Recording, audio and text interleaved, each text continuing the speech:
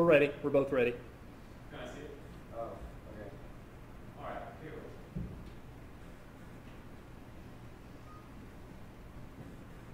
go. You're a jerk. Nobody likes you. Everybody hates you. You're so ugly. This world would be better off without you. I can't believe it. You're so ugly. That is the kind of stuff that Phoebe Prince, go ahead and show the slide, got subject to. She was a victim of cyberbullying.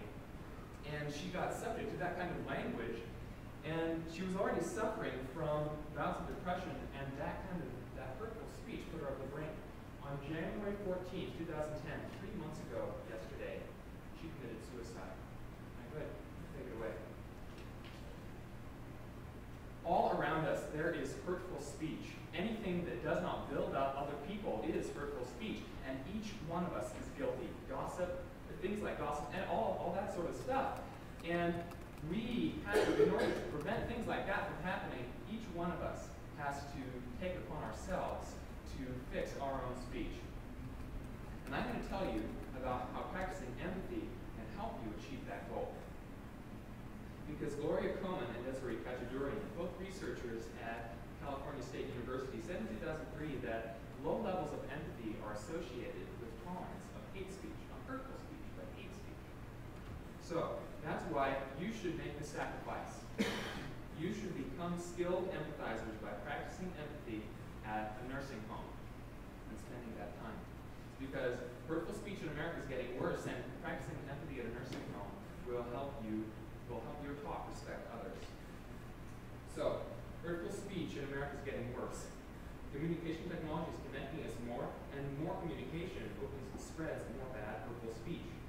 Michael Murphy, a spokesman for Verizon, said in 2007 that Verizon spends upwards of $1 billion every year on maintenance and improvements for their cell phone network. And that trend is expected to continue because more and more people are getting cell phones, they're getting texting capabilities, and we're more connected all the time. Now maybe you don't use your cell phone just for calling people, maybe use it to access Facebook. Well, Facebook use is increasing too. Amanda Landhart, along with some colleagues of hers from Pew Research Institute, said in February 2010 that 73% of teens nowadays use Facebook. That's 3 out of 4, up from just half, 1 out of 2 teens in 2005. And now even more and more adults are using it too. You know how your friends list keeps just getting bigger? Maybe your parents are right down to Methuselah in Taiwan. So communication technology is connecting us more. When we're more connected, we have the opportunity for communication, and that often opens up the opportunity for more hurtful communication. More communication spreads more hurtful speech. So what do I mean exactly by hurtful speech? I mean what's described in Ephesians 4:29-32. Do not let any unwholesome talk come out of your mouth except that which is pleasing, building and encouraging to those who hear it. So hurtful speech is unwholesome talk, anything that doesn't upbuild others.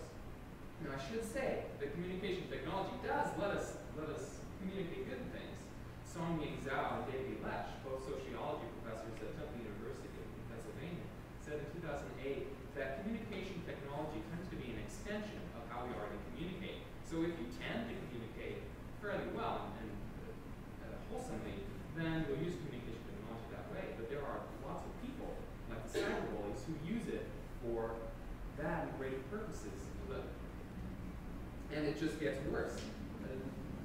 The National Crime Prevention Council cited a report from Harris Poll Polling Institute, 2007, that 4 out of teens are victims of that cyberbullying. And that didn't exist before the internet came about. And Phoebe Prince was one of those victims. So communication technology connects us more, and more communication technology spreads more bad, hurtful speech.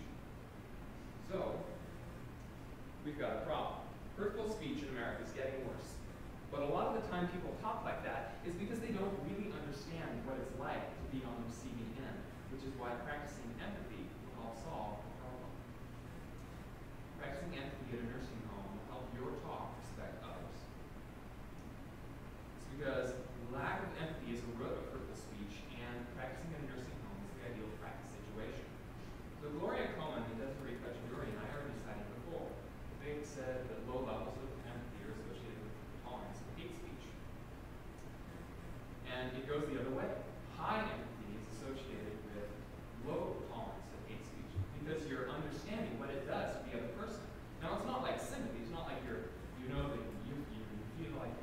hurting yourself when you insert speech on people. It's that it's purely other-oriented. Eric Stokes, a researcher at the University of Texas at Tyler, said in 2009, along with some of his associates, that true empathy tends to promote pro-social behavior. And so it's truly other-oriented.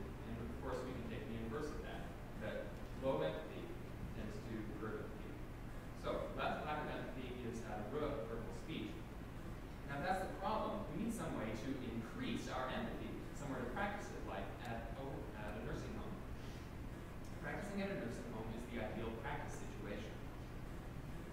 I should say that practicing at nursing homes is not the only opportunity. You can practice it every day of your life with everybody you meet. But it's a really great situation because remember when I talked about increasing empathy before, one of the ways to increase empathy was to seek out difference. And believe me, when you're seeking out, when you're going to these nursing homes and listening to these elderly people, you're seeking out difference. They lie in the bed all day, and they're probably not going to go peace-yo when you come into the room, you know. So it can be hard, and it can be difficult, and certainly need to sacrifice the time. But again, it's not just purely selfishly oriented, it can be other-oriented. The Birmingham News, for a newspaper for Alabama, said in 2009 about how the elderly are alone at Christmas time. I love Christmas. You know, I love hearing the jingle bells, the smelling of gingerbread and the ham, and seeing the Christmas tree all decorated up. The elderly nursing homes, they don't get to experience that. They're alone. They want the human touch, just like us. That's what the Birmingham News said. And so we help ourselves by practicing empathy and help them. Now go ahead and show the next slide. One of the ways one nursing home around here very close is at the Marquee in Springfield, the red place marker there, Google Maps. You can see that it's at the corner of Centennial and Pioneer Parkway. The blue one up there, it is a Safeway. So it's right near Safeway, you know where Safeway is. Okay, take it down. So lack of empathy is a root of hurtful speech, and practicing empathy at a nursing home is the ideal practice situation. Hurtful speech in America is getting worse, and practicing empathy at a nursing home can help your talk respect others. So you should make the sacrifice to become skilled empathizers by practicing empathy at a nursing home and spending that time. By now you should know that practicing empathy can help you help respect, redeem your talk, and make it upbuilding and encouraging to those around you. So when we use our cell phones and use Facebook, we're upbuilding those people, and there won't be any more people who get victimized like D.D. Prince.